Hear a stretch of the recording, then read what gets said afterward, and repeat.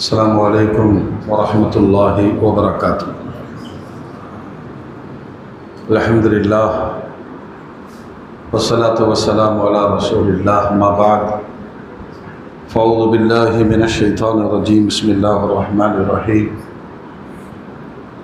واستفزز من استطعت منهم بصوتك واجلب عليهم بخيلك ورجلك وشاركهم في الأموال والأولاد وعدهم وما يعدهم الشيطان إلا غرورا. وقال النبي صلى الله عليه وسلم: ما نقص مال عبد من صدقة. صدق الله العظيم وصدق رسوله النبي الكريم. اللهم صل على سيدنا محمد وعلى آل سيدنا محمد وبارك وسلم عليه. அளவில் அருளும் நிகரில் அன்பும் கொண்ட எல்லாம் வல்ல அல்லாஹ்வின் திருநாமம் போற்றி ஆரம்பம் செய்கின்றேன். சாந்தியும் சமாதானமும் ஈருலக சர்தார் அகிலத்தின் அருட்கொடை பிரபஞ்சத்தின் பேரொளி நம் உயிரினும் மேலாகிய கண்மணி நாயகம் ஹஜ்ரத் முஹம்மது ரசூலுல்லாஹ் ஸல்லல்லாஹு அலைஹி வஸல்லம் அன்னவர்களின் மீதும் அன்னாரின் அடிச்சுவற்றை பின்பற்றி வாழ்ந்து வழிகாட்டிய உத்தம சத்திய சஹாபாக்கள், தாபிஈன்கள், தபஅத் தாபிஈன்கள், அவுலியாக்கள், நாதாக்கள், ஷுஹதாக்கள், குறிப்பாக பரக்கத்து நிறைந்த ரமதானுடைய இந்த இஅ்திகாஃபினுடைய பத்தில் அல்லாஹ்வுடைய இல்லத்தில் சங்கமித்திருக்கிற நம் மக்கள், உலக மூமின்கள் அனைவர் மீதும் அல்லாஹ்வின் பேரருள் என்றென்றும் நின்று நிலவற்றுமாக. ஆமீன். அல்ஹம்துலில்லாஹ். கண்ணியத்திற்கும் மரியாதைக்கும் உரிய மஸ்ஜிதுல் ஹைஃப் பள்ளியினுடைய நிர்வாக பெருமக்களே, ஜமாத்தார்களே, மிகுந்த மரியாதைக்குரிய இமாம் அவர்களே, வருகை தந்திருக்கிற மஹல்லாவாசிகளே, ஆன்றோர்களே, சான்றோர்களே, உலமா பெருமக்களே, காரிகளே, ஆரம்பமாக உலகத்தில் இதுபோன்று சோதனைகளை சந்தித்திருப்பார்களா என்று எண்ணுகிற அளவுக்கு வேதனைகள் கொட்டோ என்று கொட்டுகிற அந்த நிலையிலும் ரமதானிய கடமைகளை நிறைவேற்றுகிற பாலஸ்தீன் மக்களுக்கு அல்லாஹ் முழுமையான பாதுகாப்பையும் வெற்றியையும் அல்லாஹ் வழங்குவானாக. கற்பனையில் கூட நாம் நினைத்து பார்த்திட முடியாத வேதனைகள், சோதனைகள். சோசியல் மீடியாவில் ஒரு சின்ன பையன் சிதறி கிடக்கிற மாமிசங்களை இரத்தக்கரையோடு அள்ளி போகிறான். இதை நம்ம கசாப்பு கடையில் பார்த்துருப்போம் இல்லையா? மனித சதைகள், குழந்தைகளுடைய சிதைக்கப்பட்ட அந்த பிண்டங்களை அள்ளி போறான். அது என்ன திடம் அந்த குழந்தைகளுடைய மனம். நமக்கெல்லாம் நல்ல பாடம் இருக்கு. கலவர காலங்களில் தப்பிச்சா போதுன்னு ஊரை காலி பண்ணி ஓடணும் இல்லையா? ஆனால் தன்னுடைய சொந்த மண்ணில், அதுவும் சாதாரண மண் கிடையாது, வரலாற்று மண், குதுஸ் பைத்துல் முகத்தஸ் இருக்கிற மண், அதன் மீது கொண்டிருக்கிற ஈமானிய காதலால் உயிரிழக்க தயாரை தவிர ஓடி போக தயாராக இல்லை. அந்த மக்களுக்கு ஒவ்வொரு நேரத்திலும் நாம் துஆ செய்ய வேண்டும். அல்லாஹ் அந்த மக்களுக்கு யஹூதி நஸ்ரானிகளுடைய பெரும் சூழ்ச்சிகளிலிருந்து அல்லாஹ் விடியலை தந்து அமெரிக்காவையும் இஸ்ரேலையும் ஒட்டுமொத்த உலகத்திற்கு அல்லாஹ் ஒரு பாடமாக ஆக்கி தருவானாக. மோமின்களே, ரமதானுடைய காலத்தில் ஒரு இரவை ஹயாத்தாக்க வேண்டும் என்ற ஒரு நல்ல முயற்சியை இந்த மஸ்ஜிதினுடைய நிர்வாகம், அதனுடைய இமாம் அவர்கள் முன்னெடுத்திருக்கிறார்கள். அதில் திருக்குர்ஆனுடைய கிராத்து இங்கே ஓதப்பட்டது. ஒவ்வொரு பள்ளிக்கு போகும்போது ஒவ்வொரு இமாம் ஓதுறதை கேட்டு ரசிப்போம். பல இமாம்கள் ஒரு இடத்துல வந்து ஓதி குர்ஆனுடைய இந்த வசனமும் அந்த இனிமையும் இன்னும் கொஞ்சம் ஈமானை அது பலப்படுத்தும். நான் பொதுவாகவே கேட்பது உண்டு, எத்தனையோ வருஷமாக தொழுதுட்டு இருக்கிறோம். என்னங்க சரி எப்போ பார்த்தாலும் பாத்தியா சூறா ஓதிட்டே இருக்கிறீங்க, போர் அடிக்குது, மாற்றி ஓதுங்க யாராவது சொல்லியிருக்கிறோமா? அல்ஹம்து சூறாவை உங்க இமாமிட்ட கேட்டா அது ஒரு இனிமை, இன்னொரு இமாமிட்ட கேட்டா அது ஒரு இனிமை, ஹரம்ல ஓதக்கூடிய இமாமிட்ட கேட்டா அது இன்னும் இனிமை. அது தொடர்ந்து இனிமையை தருகிறதை தவிர ஒருபோதும் போர் அடிக்குது அப்படின்னு குர்ஆனுக்கு மட்டும் வரவே வராது. அதனாலதான் அது திரும்ப திரும்ப ஓதப்படும் வசனங்களாக சூரத்துல் ஃபாத்திஹா நமக்கு தரப்பட்டு இருக்கிறது. அல்லாஹ் தஆலா இந்த இரவனுடைய அமர்வை அல்லாஹ் கபூல் செய்வானாக. தூக்கம்லாம் ஒன்றும் வரல, இல்லை உங்களை பார்த்தா எனக்கு தூக்கம் வர்ற மாதிரி இருக்கும். இப்போ இடையில சுட சுட சாயா எல்லாம் தருவீங்களா ஜெய? எல்லாம் தந்து பத்திரமா பாதுகாத்துக்குவாங்க. அல்லாஹ்வுக்கு ஷுக்ர் செய்யணும். நம்ம தூக்கம் வர மாதிரி இருந்துச்சுன்னா பாலஸ்தீனை நினச்சிங்க. உண்மையில் நான் யதார்த்தத்தை சொல்கிறேன். மோமின்களே, நபிகள் நாயகம் ஸல்லல்லாஹு அலைஹி வஸல்லம் அவர்களுடைய வாழ்க்கை 23 ஆண்டு காலம். நபியாக எவ்வளோ? 23 ஆண்டு காலம்.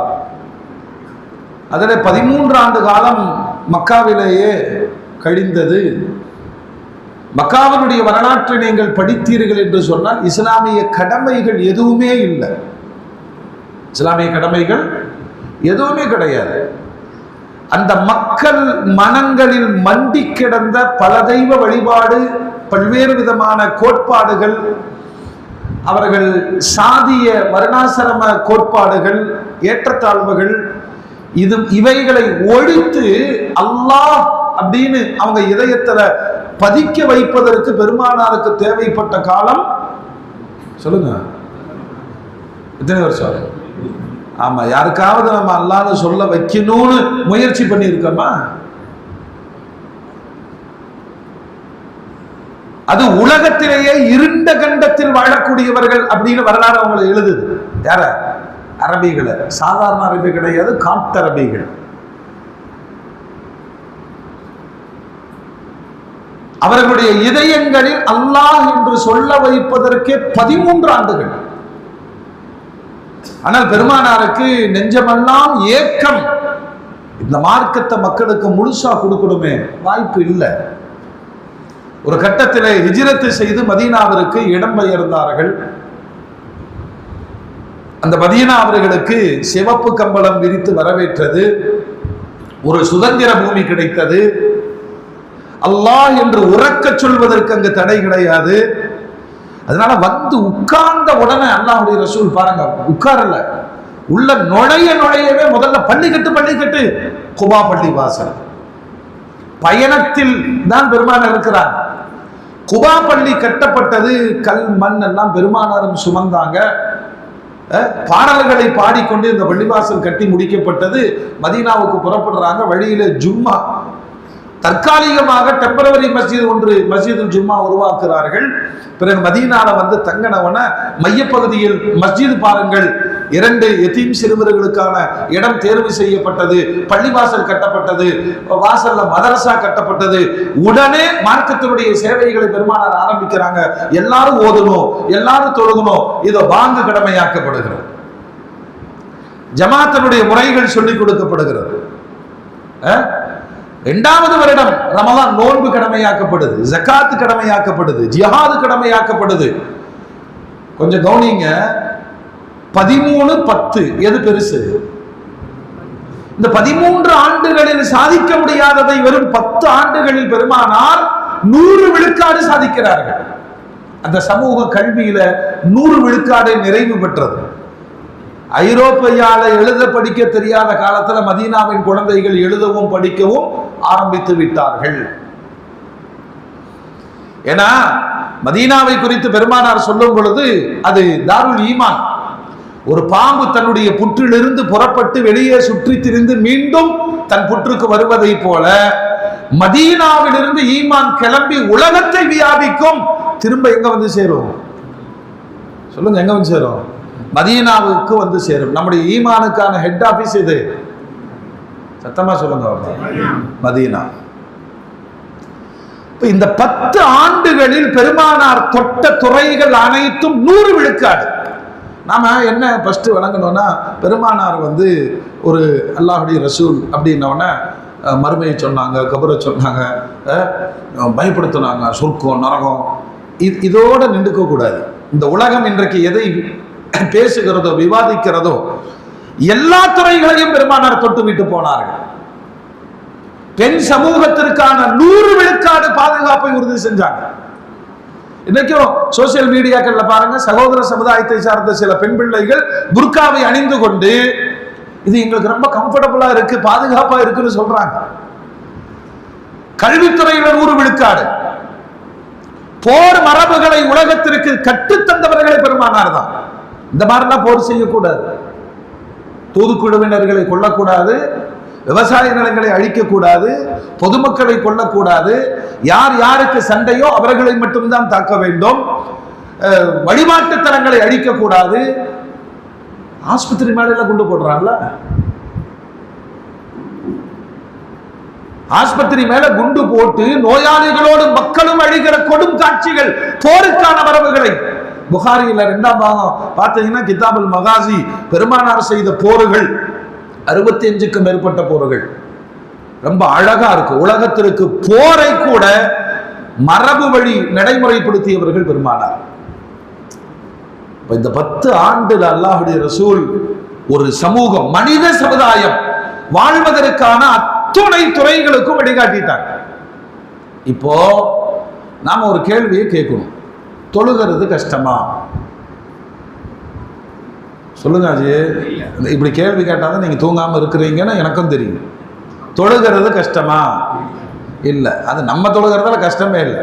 அப்படியே பள்ளிவாசல் ஃபுல்லாக சுற்றி பார்த்துட்டு அஸ்ஸலாமு அலைக்கும் வலைக்கும் சலாம், இது என்ன தொழுகுது? தொழுகிறது கஷ்டமா? சரி, நோன்பு வைக்கிறது கஷ்டமா? இல்லை, இதெல்லாம் கஷ்டமே கிடையாது. உட்கார்ந்து சொர்க்கம் இப்போ கிடைக்கும், 1000 தடவை லா இலாஹ இல்லல்லாஹ் சொல்லுன்னா எல்லாம் எதுவுமே கஷ்டம் கிடையாது. ஆளுக்கு ஒரு 1000 ரூபா கொடுங்கன்னு சொன்னா, சொல்லுங்க, உலகத்திலே கஷ்டம் அதுதான். பணக்காரனோ ஏழையோ 1000 ரூபா கொடுங்கன்னு கேட்டேன்னு வச்சுக்கோ, ஹஸ்ரத் பாத்ரூம் போடுற மாதிரி இருக்கு, பள்ளிவாசலுக்கு தரமாட்டான், 50 ரூபா தரமாட்டாங்க. அவன்கிட்ட கஞ்சி வாங்குறதுக்குள்ள இவங்க கஞ்சி ஆயிடுவாங்க. புரியுதா?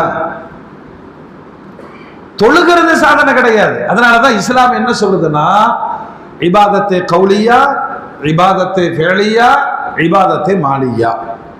வணக்கங்களை சொல் சார்ந்த வணக்கம்னு பட்டியலிடுது. திக்ர்ல ஓதரமல, குர்ஆன்ல ஓதரமல, இதெல்லாம் சொல் சார்ந்த வணக்கங்கள். உடல் சார்ந்த வணக்கங்கள் நோன்பு, தொழுகிறது, இதெல்லாம் ஜகாத்து, ஹஜ்ஜி, இதெல்லாம் பொருள் சார்ந்த வணக்கங்கள். இப்போ இதுதான் கஷ்டமே, இதுதான். அதாவதுங்க, நம்ம பெரிய அளவு இருப்பான், அந்த எடுக்கிறது பெரிய கஷ்டம். அப்புறம் எப்படி ஜக்காத்து கொடுப்போம்? சொல்லுங்க, எடுக்கிறதே கஷ்டம், நப்சு விடாது. இது என்னன்னு சொன்னா, ஒரு சைக்காலஜி அல்லாஹ் குர்ஆன்ல சொல்றான். ஷைத்தான் ஒருத்தர் இருக்கான்ல, ஷைத்தான் யாருங்க? ஷைத்தான் யாருங்க? நம்ம தான் ஷைத்தான், அவ்வளவுதான். இப்படி சொல்லிக்கிட்ட பிரச்சனையே இருக்காதுங்க. ஏன்னா 2 ஷைத்தான் அல்லாஹ் குர்ஆன்ல சொல்றான். வகதாலிக ஜஅல்னா லிகுல்லி நபிய்யின் அதுவன் ஷயாத்தீனல் இன்சி வல் ஜின். மனிதனிலும் ஷைத்தான் இருக்கிறான், ஜின்னு ஷைத்தான் நல்லவங்க, தோடுது என்ன போகுது அப்படின்னு எண்ணத்தை தான் போடுவான். இந்த மனித ஷைத்தான், மாப்பிள வா வெளி போலாம் கூட்டிட்டு ஓடிடுவா. இப்ப பலமான ஷைத்தான் யாரு? ஷைத்தான் மனிதனுடைய உள்ளத்தில் போடுகிற முதன்மையான விஷயமே என்னன்னா, அஷ்ஷைத்தானு யஇதுகுமுல் ஃபக்ர். ஏய் காசு கொடுக்காத ஏழையாயிருவேன், ஏய் காசு கொடுக்காத உனக்கு கைவிட்டு போயிடும். இந்த பணத்தின் மீது தான் அவன் நம்மளை பயப்படுத்திக்கிட்டே இருப்பான். நான் சொல்றேங்க, தொழுகிறதெல்லாம் சாதனையே கிடையாது, நோன்பு வைக்கிறதெல்லாம் சாதனையே கிடையாது.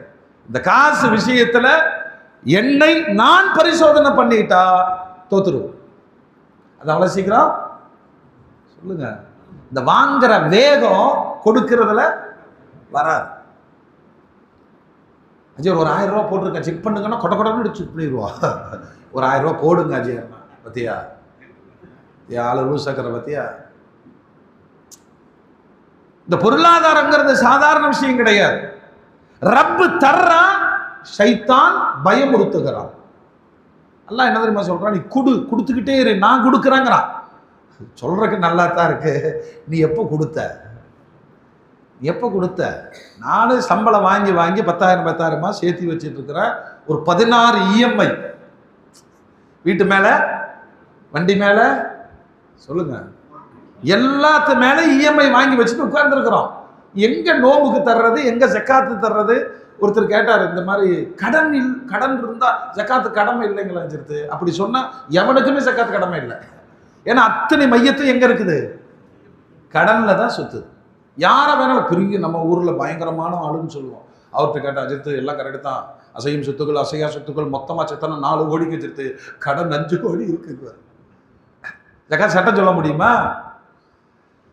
அப்ப அடிப்படை பொருளாதாரத்துல என்னன்னா, அல்லாஹ் தாராளமயமாக்குகிறான், ஷைத்தான் வறுமையை கண்ணுக்கு முன்னால் காட்டுவான். இப்போ இந்த போராட்டத்துல நம்ம ஜெயிக்கணும். இப்ப இது என்னங்க? இந்த 10 ஆண்டுகளில் பெருமானார் பாருங்க தங்கள் மக்களுக்கு ஒரு கோச்சிங் கொடுக்கிறாங்க, ஒரு பயிற்சி கொடுக்கிறாங்க. என்ன கொடுக்குறாங்கன்னு பாருங்க. நீங்க ஃபர்ஸ்ட் வீண் விரயம் செய்யாதீங்க.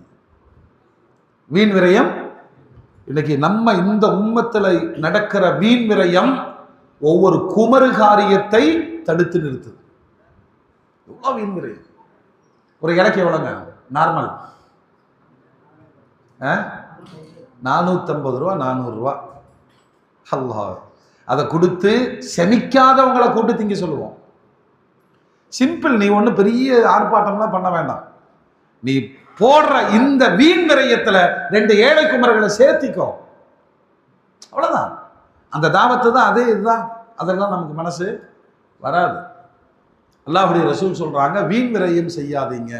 ஒரு சமூகத்தினுடைய பொருளாதாரத்தை பாதுகாப்பதற்கான வழியை முதல்ல சொல்றாங்க. நீங்க வீண் விரயம் நிறுத்துங்கள். 1. 2வது பரஸ்பரம் உதவுங்கள். எப்படி உதவுவோம்? எல்லாம் பழக்கம் வழக்கம் எல்லாம் கரெக்டுங்க. பார்த்தா சலான் சொல்லுவார், பைசா 5,000 रुपये दियो समा देतो அப்படின்னா தும்ம கோஞ்சி அவ்வளோதான். எவ்வளவு உசுருங்குவாரு. ஜஸ்ட் 5,000 5,000 ரூபா கொடுங்கன்னு கேட்டுட்டா, ஹலோ யாரு பெங்களூர்லையா, ஆக்சிடென்ட் ஆயிடுச்சா, மச்சான மௌத்தாக்கிட்டு வெளியே ஓடிடுவான். இந்த பணம் படுத்துற பாடு இருக்கு. அல்லாஹ்வுடைய ரசூல் சொல்றாங்க, பொருளாதாரம் பாதுகாக்கப்படணும்னா முதல் வழி பாருங்க, முதலாளித்துவம் தோற்று போனது. நீங்களா படிச்சவங்க தானே. முதலாளித்துவம் தோற்று போனது. ஏன்னா ஒரு தரப்புக்கு மட்டும் பணம் போயிட்டே இருக்கும். அதை எதிர்த்து வந்த கம்யூனிசமும் தோற்று போனது. ஏன்? நான் முதலீடு பண்ணி இன்னொருத்தனுக்கு அள்ளி கொடுக்கணும்.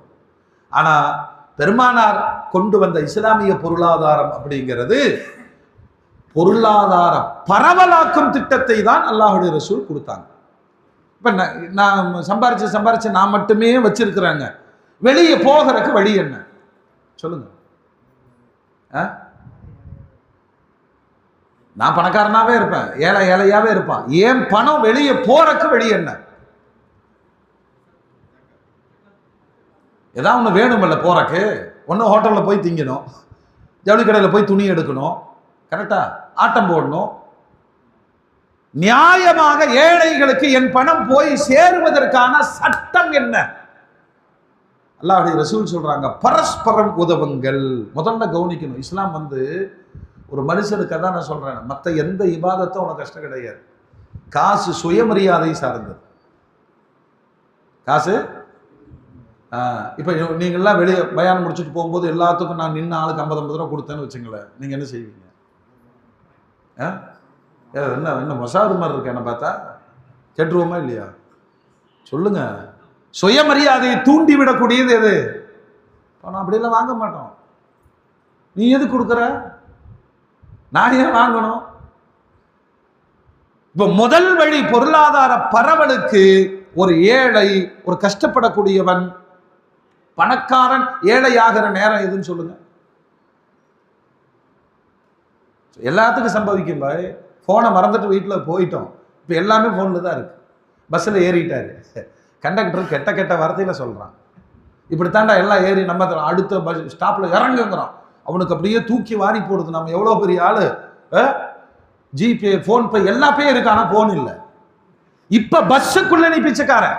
உடனே பக்கத்துல ஒருத்தர் நியத் பண்றாரு, நம்ம ஜக்காத்துல இருந்து இவருக்கு டிக்கெட்டுக்கு எடுத்து கொடுப்போம். கரெக்டா? அந்த இடத்தில் நீ ஜக்காத்து வாங்குற நிலைக்கு வந்துட்ட. அதனால ஆடக்கூடாது, ஆடக்கூடாது. பொருளாதாரம் யாரையும் ஆட்டும். வேர்ல்டு மார்க்கெட்டை தீர்மானிக்கிறது எதுங்க? தங்கம் சொல்லுங்க, தங்கம் சில்வர்.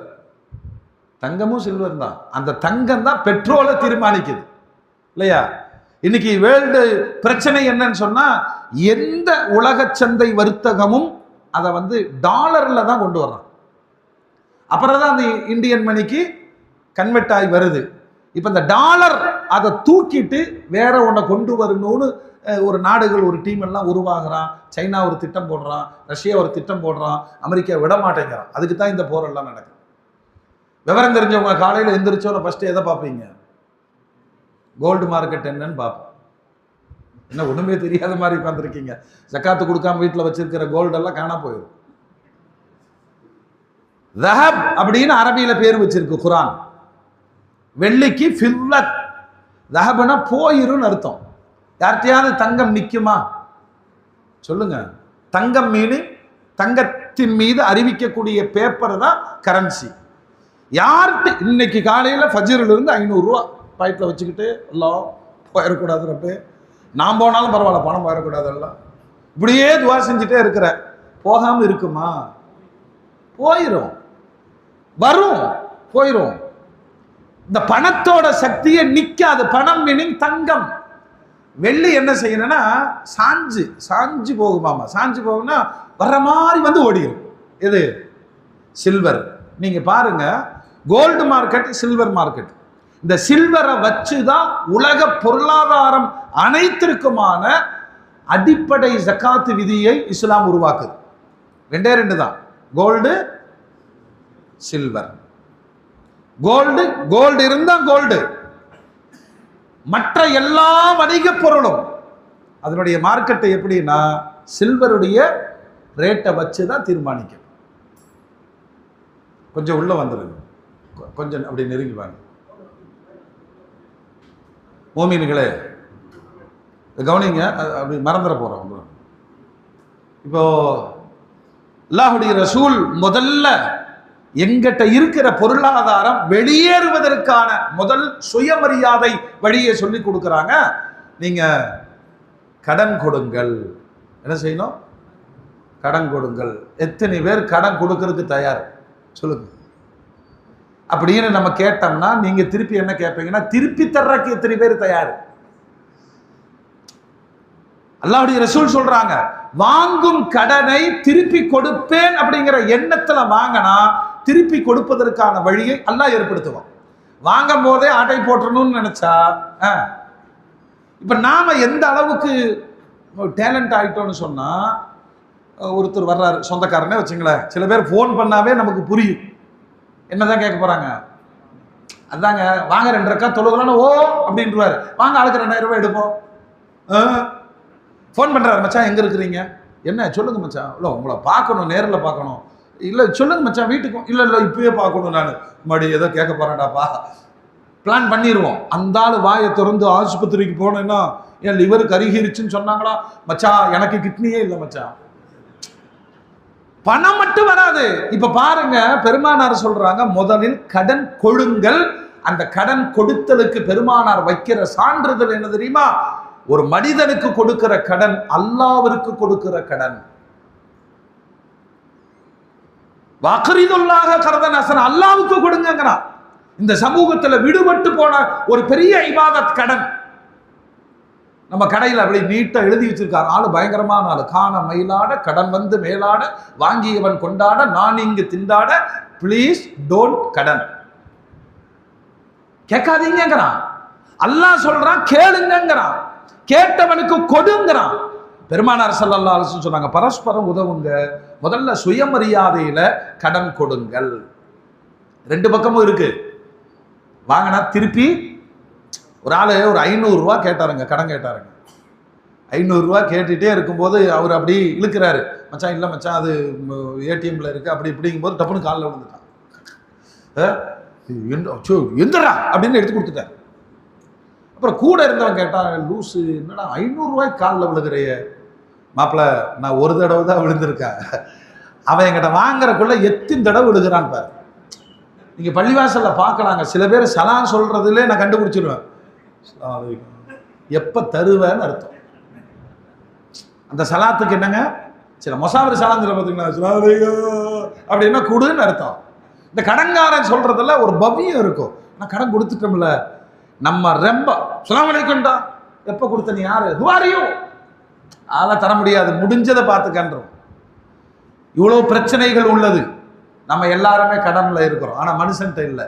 பேங்க்ல, எல்ஐசியில, சொல்லுங்க வேற பொருள் எல்லாமே கடன், அடமானம், பேசிக்கிறோம் வட்டி ஆறாம அது இதுன்னு. அத்தனை பேர் வட்டியில தான் உட்காந்துருக்கான்.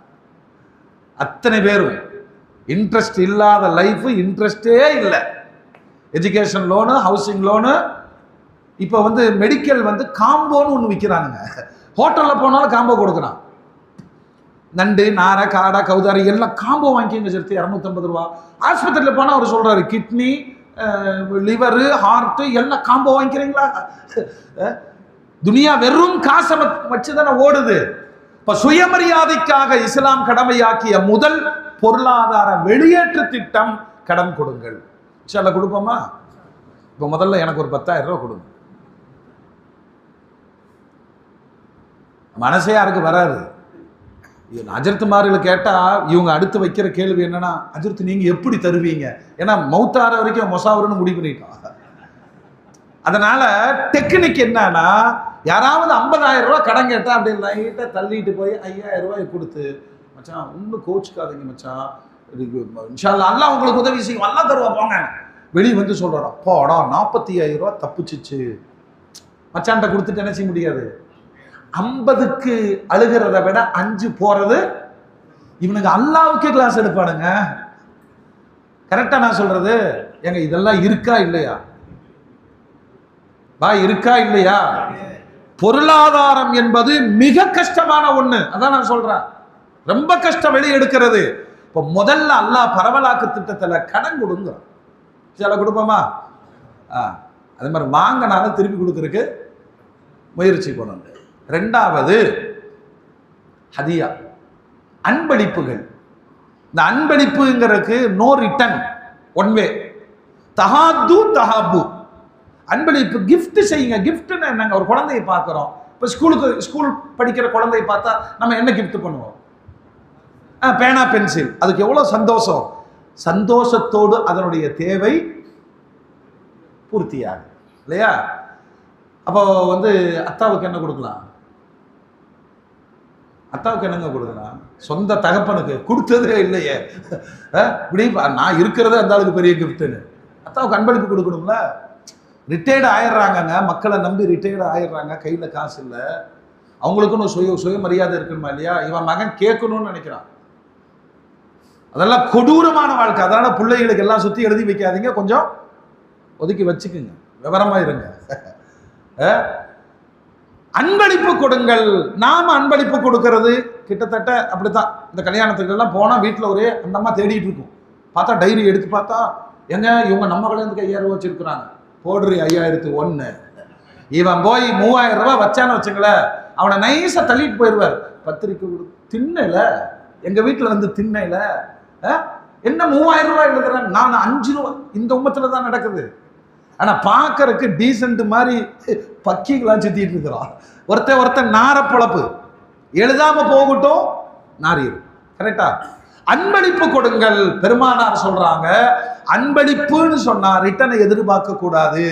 யார் ரிட்டனை எதிர்பார்க்கிறானோ, நாய் வாந்தி எடுத்து தான் எடுத்த வாந்தியை தானே தின்பதை போல அன்பளிப்பை ரிட்டன் எதிர்பார்ப்பது அல்லாஹ் மன்னிப்பானாக. இப்போ பொருளாதாரம் எங்கிட்ட இருந்து கடன் வழியா வெளியில போகுது. ரெண்டாவது ஹதியா, அன்பளிப்பா போகுது. மூணாவது வாரிசு உரிமை சொத்து. வாரிசு உரிமை சொத்துன்னு சொன்னா நான் மௌத்தாகணும், அப்பதான் என் சொத்தை அல்லாஹ் என்ன செய்வான், பங்கு வைப்பான். அல்லாதான் பங்கு வைப்பான். நிறைய பேர் ஃபோன் பண்ணி எங்க சேர்த்து இந்த மாதிரி பிள்ளைக்கு 2 பையனுக்கு 1 தானே சேர்த்து கன்ஃபார்ம் பண்ணிக்குவாங்க. ஏங்க அப்படின்னா, இல்லை எங்க அத்தாவோட சொத்தை பிரிக்கிறோம். உங்க அத்தா எங்க அத்தா வீட்டில் இருக்காரு. ஏய் சட்டமே வராதரா. நிறைய பேருக்கு பிரச்சனை இருக்கு. இப்ப என் சொத்தை என் மக்களுக்கு நான் எவ்வளவு வேணாலும் கொடுக்கலாம், அதுக்கு கணக்கு கிடையாது, கணக்கே கிடையாது. இதுல இது கேட்கறாங்க, பிள்ளைக்கு 2 கிடையாது. என் சொத்தை நான் எவ்வளவு வேணாலும் கொடுக்கலாம், நான் கொடுக்கிற அத்தனையுமே ஹிபா. ஹிபானா கிஃப்ட், அன்பளிப்பு. ஹிபாவுக்குன்னு கோர்ட்ல போனீங்கன்னா தனி ஒரு சட்டம் இருக்கு. ரூல்ஸ் ரெகுலேஷன் பேச முடியாது. இந்த சட்டம் எப்ப வரும், 6ல் 1 பங்கு 8ல் 1 பங்கு பெண்களுக்கு 1 மடங்கு, அதை விட 2 மடங்கு ஆணுக்கு எப்போனா நான் என்ன ஆகணும், நான் மௌத்தாகணும். மௌத்தான பிறகு ஏன் சொத்தை அல்லாஹ் பங்கு வைக்கிறான். சரி, எப்படி என் சொத்து நியாயமாக பிறருக்கு போய் சேருகிறது இல்லையா. அதுக்கு அடுத்து என் பொருளாதாரம் வெளியேற்றத்திற்கான ஒரு வழி சதக்கா. சதக்கா அப்படிங்கிறது பொதுவான சொல். தர்மம் அத்துணைக்கும் சதக்கா. சதக்கா பொருளா கொடுக்கலாம், பணமா கொடுக்கலாம், சில நேரங்கள்ல சிரிக்கிறது கூட தர்மம். நாங்க சில பேர் ரொம்ப கவலையா இருக்கும்போது அவர் முன்னாடி போய் அப்படி சிரிக்கிறதுன்னு சொன்னா எப்படிங்க, புன்முறுவல் அப்படி சிரிச்சோம்னா அவருக்கு ஏன் ஒரு மாதிரியா இருக்கிறீங்க, 2 நிமிஷத்துல மனசு பாரம் குறையும். இன்னும் நக்கல் சிரிப்புன்னு இருக்கு அப்படின்னு நினைச்சுங்களேன், அவன் கொடுத்துருவான் நையாண்டி. அதெல்லாம் இல்லை. தபஸ்ஸுமுக ஃபீ வஜ்ஹி அஹீக சதகா. உன் சகோதரனை பார்த்து அந்த புன்முறுவல், அந்த சிரிக்கிறதுலே அவனுடைய கவலைகள் போயிடும். சில பேரை பார்த்தாலே நம்ம கவலை போயிருங்க, சில பேரை பார்த்தாலே கவலை ஆயிரும். அம்மாடி இவன்ட்டு இருந்து எப்படி தப்பிக்க போறோம், அப்படியே வருவான். மோமீன்களே, எல்லா வகையிலும் சதக்கா. நீங்க நல்லா கவனிங்க. தொழுகைக்கு வரும்போது வண்டியில வர்றீங்க, ஒருத்தர் நடந்து வர்றார் இப்படிங்கிறார், நீங்க என்ன செய்யணும், லிஃப்ட் கேட்கிறாரு, இவர் இப்படி அதெல்லாம் விட்டு 4 வருஷமாச்சு, இப்ப போய் கூப்பிடுறையா. ஒரு தொழுகையாளிக்கு அந்த லிஃப்ட் பாருங்க ஒரு சதக்கா. ஒரு மாற்றுத்திறனாளி ரோடு கடக்கிறார், கைப்பிடித்து மாற்றி விடுவது சதக்கா. எல்லா வகையிலும் சதக்கா. சதக்காவுக்கு கூடி 700 மடங்கு வரை எண்ணம் போல் வாழ்வு. இது என்னன்னா அன்லிமிட்டெட் பேக்கேஜ். இதுக்கு ரூல்ஸ் ரெகுலேஷன்லாம் கிடையாது. 5000 கொடுக்கலாம், 5 லட்சமும் கொடுக்கலாம், 5 கோடி கொடுக்கலாம், 5 ரூபாயும் கொடுக்கலாம், 5 அணாவும் கொடுக்கலாம். இதுக்கு சட்ட வரைவுகள் இல்லை. முடிஞ்ச வரைக்கும் சதக்கா செய்யும். அல்லாஹ் தௌஃபீக் செய்வானா. ஒண்ணு பள்ளிக்கு வர்றீங்க, நோம்பாளி உட்கார்ந்துருக்காங்க, எந்திரிச்சு போய் பாட்டில் எடுத்து தண்ணி கொடுக்குறோம், இதெல்லாம் என்னதான் நற்படைகள், எல்லாமே சதக்கால செய்யும். 2வது ஃபித்ரு சதக்கா. இது எப்ப கொடுக்கணும், ஆமா, ரமலானுடைய நோன்பில் ஏற்பட்ட குறைபாடுகளை நீக்குவதற்கு சதக்கா. பாருங்க, நம்ம 30 நோன்பை இந்த 90 ரூபாய் தான் தீர்மானிக்கும். ஆச்சரியமா இருக்குல்ல. அல்லாஹ்வுடைய கான்செப்ட் என்ன தெரியுமா, அப்படியாவது எடுறான்னு. 30 நோம்போட விலை எவ்வளோ, 90 ரூபா. 30 அந்த 90 ரூபாயை டிவைடட் பண்ண ஒரு நோம்புக்கு எவ்வளோ ஆச்சு, 3 ரூபா. ஒரு நோம்புக்கு 3 ரூபாங்க. ஆனா நம்ம நோம்பு வைக்கிறதுக்கு 300 ரூபா செலவு பண்ணும். இந்த சகுரில் எந்திரிச்சு சாப்பிட்றான் பாருங்க, சுப்ஹானல்லாஹ், ஓடுறது, அது போடுறது, கடைசி ஒரு நேந்திர பழத்தை இவ்வளோ பெருசாக எடுத்து வச்சுட்டு மோதினார் தட்டும் போது உள்ள இறக்குறான். அது நீயத்து வெளியே வரும், பழம் உள்ள போகும். இப்படி பஜ்ரில் ஏப்போடுவா இமாமுக்கு சூறா மறந்துடும். நம்மளா வைக்கிறது நோம்பே கிடையாதுங்க. அதே மாதிரி நோம்பு திறக்கிறோன்னு சொல்லிட்டு 4 மணிலேருந்தே ரெடி ஆயிடுவான். வண்டி எடுத்து கோட்டமேட்டுக்கு போவோம், பப்ஸ் பார்ப்போம், அங்கே போவோம், இங்கே போவோம், கடைசியில் இதில் 10 அதில் 10 எல்லாம் வாங்கிட்டு வந்து ஓடுது போருக்கு போகிற மாதிரி எல்லாம் உட்காந்துட்டு 5:45 வெறிச்சுன்னு பார்த்துட்டு இருப்பான். இவர் கேட்டுருவாருன்னு பயந்துட்டு அதை தூக்கி அடியில் வேற சேவ் பண்ணுவான். கொடுக்க கூடாதுங்கிறக்காண்டு பிச்சு கஞ்சியில் போட்டு ஆட்டி விட்டுருவான். எப்போ பிச்சைக்காரனுங்க நம்ம தானங்க. ஒரு ஆள் 2 கொட்டா கஞ்சி எடுத்து வச்சிருக்கிறாரு. முத்தவழிக்கு பாய், யாருக்கு 2 கஞ்சி? இது மஜீது ஆஜியா இருக்கு, மஜீதுக்கு ஆஜியா இருக்கு. மஜீது யாரு, ஆஜியார் யாரு? மஜீது ஆஜியா. கஞ்சிக்கு செத்தவன்ல நம்ம ஆனா அது ஒண்ணு, நம்ம தமாசுக்கு சொன்னாலும் அல்லாஹ்வுடைய ரசூல் சொல்றாங்க, நோன்பாளிக்கு இரட்டை மகிழ்ச்சி நோன்பு திறக்கிற பொழுது. நம்மளாம் பிச்சைக்காரன் கிடையாதுங்க, கஞ்சிக்கு செத்தவன் கிடையாது. ஆனா அந்த கஞ்சியை பார்க்காதவன் மாதிரி பார்த்துக்கிட்டே இருக்கு. இன்னும் அவர் கொட்டுறால ஃபுல்லா இருக்கு, இன்னும் நமக்கு கம்மியா இருக்கு. வடை கொடுப்பாரா, மசால் வடை மாதிரி இருக்கு. இதெல்லாம் நம்ம பார்க்காதவங்க கிடையாது. சரி, அது திங்கவும் முடியுமான்னு கேட்டா 2 மடக்குள்ள போனவன அவ்வளவுதான். அப்படி சாப்பிடலான்னு ஆசை வரும்போது மோதினார்மான்னு சொல்லுவோம் பாருங்க, கொலை பண்ணலான்னு கோவம். அது சோதனை, அத்தனைக்கு சோதனை. நோம்பு வச்சது சோதனை. சரி, நல்லா தின்றலான்னு சில பள்ளிகளில் பிரியாணிலாம் கொடுக்குறாங்க. விட்டக்கூடாதுன்னு அப்படி தொடும் போது மோதினார். மகரிபா கஞ்சியா, மகரிபா கஞ்சியா. சரி, மகரிபு தான் போயிட்டு வந்தா இதெல்லாம் காணாம போய். மோமின்களே, ஃபித்ரு சதக்கா அப்படிங்கிறது மார்க்கம் நிர்ணயிக்கிற ஒரு கட்டாய கடமை. பெருநாள் தொழுகைக்கு முன்னாடி கொடுத்து விட்டு வந்தால் உங்களுடைய நோன்பு அல்லாஹ்விடத்திலே போய் சேரும். பெருநாள் தொழுகைக்கு பின்னால் கொடுத்தால் கடமை நிறைவேறுமே தவிர இந்த நன்மை கிடைக்காது. இவ்வளவெல்லாம் சொன்ன பெருமானார் எதை சொல்றாங்கன்னு கவனிங்க. சொந்த சமுதாயத்துல ஒரு நல்ல நாள் அன்று கூட ஒரு ஏழை பட்டினியாக கிடந்து விடக்கூடாது. இமாம்கள் ஏன் இப்படி பிரிக்கிறாங்க? கோதுமை கொடு, அரிசியை கொடு, இல்லை அரிசி மட்டும்தான் நீ கொடுக்கணும், கோதுமையை கொடு அல்லது காசை கொடு அப்படின்னு சொன்னா எல்லாரும் அரிசியை கொடுத்தா அந்த அம்மா பருப்புக்கு எங்க போகும் சொல்லுங்க.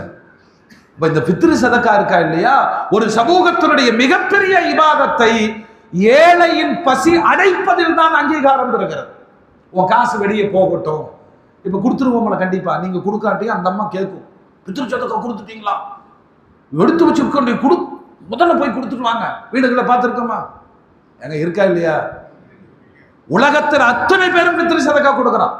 எந்த ஏழைக்கு போகிறதோ அவங்க அன்னைக்கு ஒரு நாளும் சந்தோஷமா இருக்கணும். அல்லாஹ் விருந்தளிக்கிற நாள். அதனாலதான் பெருநாள் என்று நோன்பு வைப்பது ஹராம். பெருநாள் என்று சரி முடிஞ்சா. இப்போ சதக்கா, பித்ரு சதக்கா, அப்புறம் ஜக்காத். ஜக்காத்னா என்ன அப்படின்னு சொன்னா, அதான் நான் ஆரம்பத்தில் சொன்னேன், நம்முடைய பொருளாதாரம் சைத்தான்கிட்ட மாட்டி இருக்கு. அல்லாஹ் கொடுத்ததில் குறைவு இருக்காது, பரக்கத்து கொடுக்க கொடுக்க பரக்கத்து வரும். ஆனா சைத்தான் கொடுத்தேன்னா காசு போயிடும்னு என்ன செய்வான்? இப்ப நீங்களே சொல்லுங்களேன், 10 பவுன் கோல்டு வச்சிருக்கிறீங்க, கோல்டுக்கு கோல்டாவே ஜக்காத்து கொடுக்கறதா இருந்தா நகை குறையுமா கூடுமா? சொல்லுங்க. ஒரு 15 பவுன் ஒய்ஃப்கிட்ட இருக்கு, வருஷம் வருஷம் ஜக்காத்து கொடுத்தா என்ன ஆகும்? குறைத்தானே செய்யும். அப்ப எப்படி கொடுப்போம்? நாங்க கொடுத்துக்கிட்டே இருந்தா குறைத்தானங்க செய்யும். ஆமா, அல்லாஹ்வுடைய ரசூல் சொல்றாங்க, ஜக்காத்து கொடுக்காத பொருள் ஒன்று களவாடப்படும், அல்லது நீரினால் மூழ்கி போகும், அல்லது நெருப்பினால். ஆமா, இப்ப என்னன்னா, நீ 87 கிராமுக்கு 8 கிராம் நீ அதுல இருந்து கழிவு அந்த டாக்ஸ் எடுத்து நீ கொடுத்துட்டேன்னு சொன்னா இந்த 10 பவுனும் பாதுகாக்கப்படுது. அதான் லாபம். இல்ல குறையுதுன்னு சொன்னா மொத்தத்துக்கு என்ன ஆயிரும்? அதிக லாபம் தர்றான்னு சொல்லி முதல்ல இழந்தவங்க நிறைய பேர் இருக்காங்கல்ல. 1 லட்சம் ரூபாய்க்கு 8000 ரூபாய் தர்றானமா. திருப்பூர்ல ஒருத்தர் ஆரம்பிச்சான், பெரிய பெரிய கோடீஸ்வரர்லாம் கொடுத்துட்டாங்க. அவன் பார்த்தீங்கன்னா வாங்கி அதுலேயே மாசம் 4000 கொடுத்து 3வது மாசம் சல்லுன்னு கிளம்பிட்டான். நம்ம நாட்டில் ஒரு சட்டம் இருக்கு, எவ்வளோ பெரிய பொருளாதார மோசடியும் பெரிய தண்டனைகள். அவர் எல்பியா ஐபியா உங்களுக்கு தானே தெரியும். ஐபி, ஆமா, மஞ்சள் நோட்டீஸ் கொடுத்துட்டு அவர் பேர் பிச்சைக்காரு. கோர்ட்டே அவருக்கு பாதுகாப்பு கொடுக்கும். அவர் பாவங்க எல்லாம் இழந்துட்டார், அட பாவி, ஊரெல்லாம் ஏமாத்தன ஃப்ராடு. இப்படித்தான் உங்க பொருளாதாரம் போகும். அப்ப யோசிக்கிறாரு, நான் 2.5 ஜகாத்து கொடுத்திருந்தால் என் சொத்துக்கு அல்லாஹ் பாதுகாப்பு தர்றான். குர்ஆன்ல மூசா அலைஹிஸ்ஸலாம், ஹிதர் அலைஹிஸ்ஸலாத்துடைய வரலாற்றுல ஒரு ஊருக்கு போவாங்க. ஊர்ல யாருமே சோறு தர மாட்டாங்க, தண்ணி தர மாட்டாங்க. ரொம்ப நொந்து வெளியே வரும்போது விலை இருக்கிற சுவரை நிறுத்துவார் ஹஜரத்து ஹிதர் அலைஹிஸ்ஸலாம். மூசா அலைஹிஸ்ஸலாத்துக்கு கோபம் வரும். நீண்ட சம்பவம், எப்ப பார்த்தாலும் இந்த மாதிரியே பிரச்சனை பண்ணிட்டு இருக்கிறீங்க அப்படின்னா கிளம்பு, உனக்கு நமக்கு செட் ஆகாது அப்படின்னு உண்மையை சொல்லும் பொழுது சொல்லுவார், ஒரு குடும்பத்துல அத்தா அம்மா வஃபாத் ஆகிற நேரத்துல தன்னுடைய சொத்துக்களை எல்லாம் பூமிக்குள்ள புதைச்சி வச்சு அது மேல ஒரு சுவற்றை கட்டி விட்டு அல்லாட்ட சொன்னாங்க, எங்க குழந்தை அனாதை ஆகக்கூடாது, அவங்க வளர்ந்து வர்ற நேரத்துல அவர்களிடம் ஒப்படைத்து விடு அப்படின்னு யாருக்கு சொல்லிட்டு போனாங்க. அல்லாஹ் பாதுகாத்துட்டே இருந்தான். கிதர் அலைஹிஸ்ஸலாம் சொன்னாங்க, செவரு விழுந்துருச்சுன்னு சொன்னா புதையல் வெளியே வந்துரும், திருட்டு போயிரும். அல்லாவிடம் ஒப்படைத்ததை அல்லாஹ் பாதுகாப்பான். நீ ஏழைக்கு 2.5% கொடுத்துட்டேனா ஓ சொத்துக்கு பாதுகாப்பு எங்கிருந்து வருது? நம்மளாம் நிம்மதியா தூங்கிடுவோங்க. இந்த அரசியல்வாதிகளா ஈடிய நினைச்சே பாதி இடிஞ்சு போயிடுவான். 5000 கோடி 10,000 கோடி திடீர்னு அள்ளிட்டு போயிடுவான். அவனுக்கு அட்டாக் வந்து தவறாக வந்த பொருளாதாரம் தவறாதான் என்ன செய்யும். இன்னொன்னு நம்ம கவனிக்கணும், ஹராமான வழியில சம்பாரிச்சு வச்சுட்டு அதுக்கு ஜக்காத்து கொடுத்தா அதை பெரும்பாலான சொல்றாங்க மலத்தை மலத்தால் சுத்தம் செய்வதுங்கிறாங்க. இதெல்லாம் இந்த சமூகத்தில் இருக்குது. இங்க வச்சா பிரச்சனைன்னு சொல்லிட்டு ஹரியானால ஒருத்தர் 400 சாராயங்களை வச்சிருக்காரு. ஆனா இங்க வந்து தக்பீர் கட்டி நல்லா தொழுவார், ஜக்காத்தெல்லாம் நிறைய கொடுக்குறாரு. அஜயார் எப்படி போயிட்டு இருக்கு, தண்ணி மாறி போகுதுங்கிறாரு. ரொம்ப நாளா புரியல. அவர் பார்த்தா வந்து இங்க எல்லாம் ஹராமு, ஹரியானால ஹலால். புரிஞ்சதுங்களா? 2ஆம் நம்பர் வியாபாரம், ஊரை ஏமாத்துறது, ரியல் எஸ்டேட் போடுறோம். யாரும் கோச்சிக்காதீங்க பாப்பா, இது சொன்னாலே சண்டைக்கு வந்துடுவாங்க. ரியல் எஸ்டேட் போடுறோம், கோயம்புத்தூருக்கு பக்கத்தில் பொள்ளாச்சிக்கு மிக அருகில். போய் பார்த்தா கியாமத்து வரைக்கும் இது டெவலப் ஆகாது. அப்புறம் 5 வருஷம் கழிச்சு வருது, இது வந்து கோயில் சொத்து. இப்படியெல்லாம் கிரிமினலா யோசிக்கிறான். அந்த காசு நிக்குமா?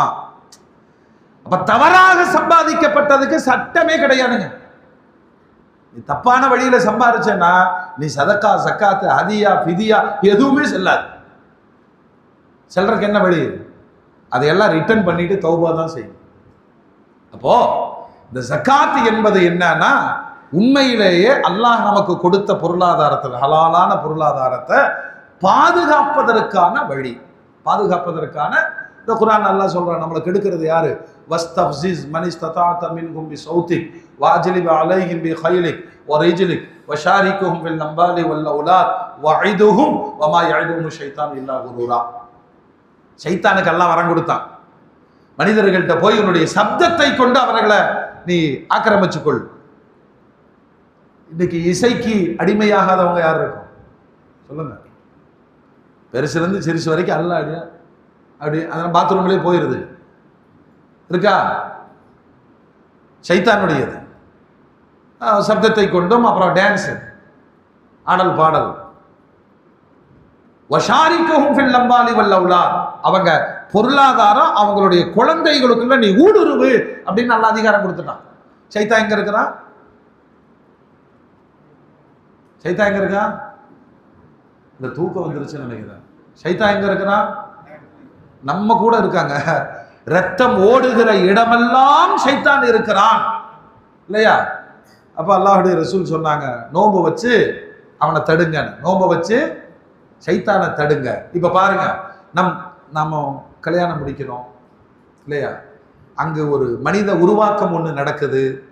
அல்லாஹ்வுடைய ரசூல் சொல்றாங்க, அந்த உயிர் நீர் பரிமாற்றத்தின் போது துவா ஓதி கொள்ளுங்கள், சைத்தானை விட்டும் அந்த குழந்தைகள் பாதுகாக்கப்படட்டும்.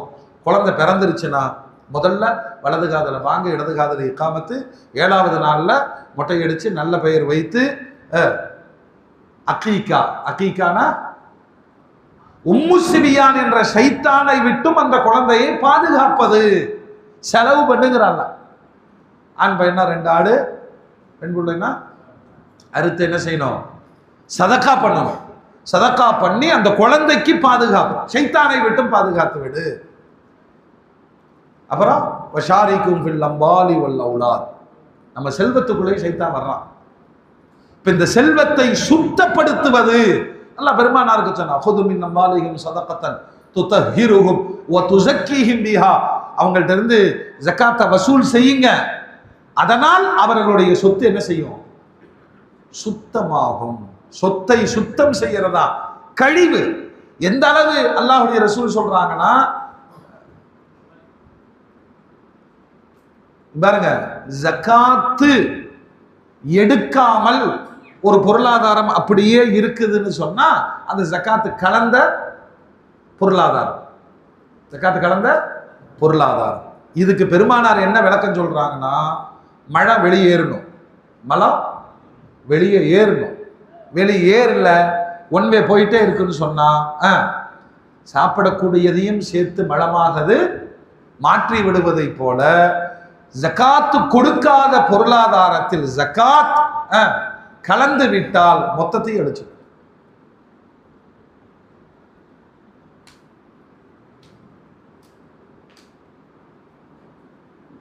இப்போ இவ்வளவு விரிவாக குர்ஆன் ஜகாத்தினுடைய பாடங்களை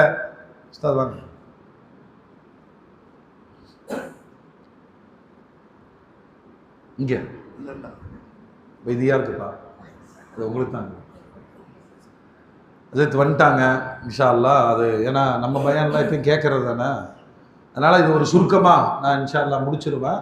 ஜகாத்தினுடைய இந்த விரிவாக்கங்களை குர்ஆன் சொல்லிட்டு ஜகாத்து கொடுக்கல, அதான் சொல்றேன் கஷ்டம், எடுக்கிறதா கஷ்டம். நீ கொடுக்கலைன்னா மொத்த சொத்துக்கும் லாஸ். அப்போ ஒரு வரையறை, ஒரு திட்டத்தை வைக்குது. இவ்வளவு தங்கம், இவ்வளவு வெள்ளி, அந்த வெள்ளி அளவு வணிக பொருட்கள். அப்ப என்ன செய்யணும்னா, ஒருத்தர் சொன்னார் இது வந்து இயர் எண்டிங், இந்த மாசம் இயர் எண்டிங் தானே, இப்ப என்ன செய்வீங்க இந்த மாசம்? ஸ்டாக் எடுப்போம். ஸ்டாக் எடுத்துட்டு இந்த நமக்கே தெரியும் கள்ள பில் எல்லாம் நம்ம எழுதி வச்சிருப்போம். எல்லா கள்ள பில்லையும் நைட்டு கிழிச்சு போட்டு ஏப்ரல் 1ஆம் தேதி துவாவோ யா அல்லாஹ் பரக்கத்து செய். இதெல்லாம் நம்ம அரசாங்கத்துக்கு பண்றோம். ஆனா அந்த அரசாங்கத்துல ஒரு வருஷத்துக்கு நீ கணக்கு பாரு, கோல்டு எவ்வளவு இருக்கு, சில்வர் எவ்வளவு இருக்கு. இந்த 612 கிராம் வெள்ளி, இதனுடைய இன்னைக்கு கிராம் 100 ரூபான்னு வச்சா 62,000 ரூபாய் பெரு மதிப்புள்ள வணிக பொருட்கள். நிறைய பேர் என்ன நினைக்கிறாங்கன்னா, அவங்க தாங்க ஜகாத் கொடுக்கணும், நாமளும் ஏழை ஒரு நாளைக்கு பப்ஸ் விற்கிறாருங்க, 30,000 ரூபாய் சம்பாதிக்கிறாரு. யாரு? ஆமா, இவர் பெரிய ஷோரூம் வச்சுக்கிட்டு டெய்லி 2,000 ரூபாய் தான் சம்பாதிக்கிறார். அதெல்லாம் இல்ல, வருமானம். அந்த வருமானம் ஒரு வருடம் கழித்து செலவுகள், கடன்கள் இதெல்லாம் போக எவ்வளவு இருப்பு இருக்கிறதோ அந்த இருப்பை நியாயமாக, இந்த நியாயங்கிறது இன்னொரு ஆள்கிட்ட போய் கேட்க வேண்டியதில்லை. நான் ஜகாத்து கொடுக்கணுமா இல்லையான்னு நான் தான் எனக்கு ஜட்ஜ்மெண்ட் பண்ணணும். கரெக்டா? இதுல யாரு வந்து கேட்கவும் போறதில்லை, சட்டையை முடிக்க போறது இல்லை. ஏமாத்துறதுன்னு சொன்னா உன்னையிலேயே ஏமாத்திக்கிறேன்னு அர்த்தம். கணக்கு பார்க்கணும். இதுதான் ஒருத்தர் சொன்னாருங்க, எனக்கு கணக்கு பார்த்தா சேர்த்து ஒரு 3 லட்சம் ரூபாய் தான் ஜக்காத்து வரும், நான் 15 லட்சம் ரூபாய்க்கு ஜக்காத்து கொடுக்க, ஜக்காத்து செல்லாதுன்னு. ஏன் சொல்லுங்க? ஏன் கணக்கு பார்க்காம கொடுக்கிறது ஜக்காத்தே ஆகாது. நீ கணக்கு பார்க்கணும், இவ்வளோ ஜக்காத்து, இதை ஒதுக்கி வச்சு உரிய ஏழைக்கு கொடுக்கணும். அந்த உரிய ஏழை எத்தனை பேரு? குர்ஆன் வழியே 8 சாரார்களை சுட்டி காமிக்குது. அதுல முதன்மையானது நம்ம உறவுகளுக்கு கொடுக்கும். எப்படி உறவுகள்ல யாருக்கு கொடுக்கிறது? உறவுகள் சொல்லுங்க. யாரு? ரத்தம் தான் யாரு? ஆமா, நம்ம ஏன்னா அப்படியே ஊரெல்லாம் கொடுப்பாரு இவரு. முதல்ல அத்தா அம்மாவுக்கு ஜக்காத் கொடுக்க கூடாது, அவங்களுக்கு நம்ம செலவு பண்றது ஃபரல். அப்படி இருந்துச்சுன்னா இவர் ஜக்காத்தெல்லாம் எடுத்துட்டு, டாடி ப்ளீஸ் கிவ் மீ ஜக்காத் வாங்கி, அவர் உடனே மகனுக்கு திருப்பி கொடுப்பாரு. அடி விழுகும். அத்தா அம்மாவுக்கு செலவு பண்றது ஃபரல், ஏன் பிள்ளைகளுக்கு செலவு பண்றது ஃபரல்.